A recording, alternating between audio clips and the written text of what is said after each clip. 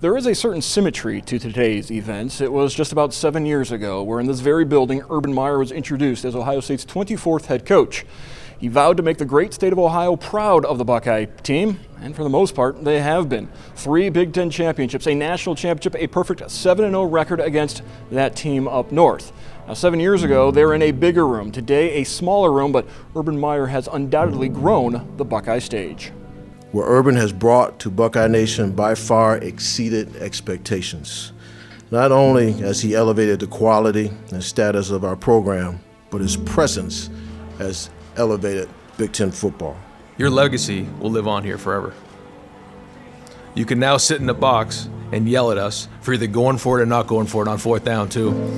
It didn't take long for me to figure out what the expectations were of Ohio State football. Number 1, win the rivalry game. And number 2, win every game after that. You forgot a couple things. Win every game. Graduate with Gene Smith, have them over a 3.0. Every player stay out of trouble, and every player be a high draft pick. And as I usually follow up with it, go get it, Tiger. Our program does not need disruption.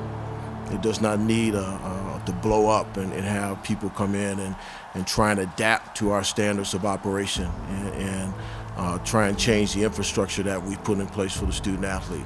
And trying to build the most comprehensive premier program in America, you also want to hand it off to someone at some point so that it can even get stronger.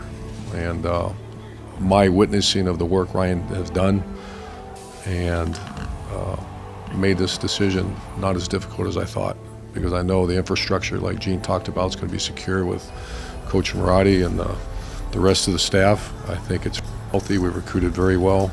You know, we share so much in common that there's going to be a lot that's carried over. But, you know, over the next few weeks and as we get through the bowl game and after the bowl game, we're going to work through some of those things. But most of what Coach has built here is going to stay.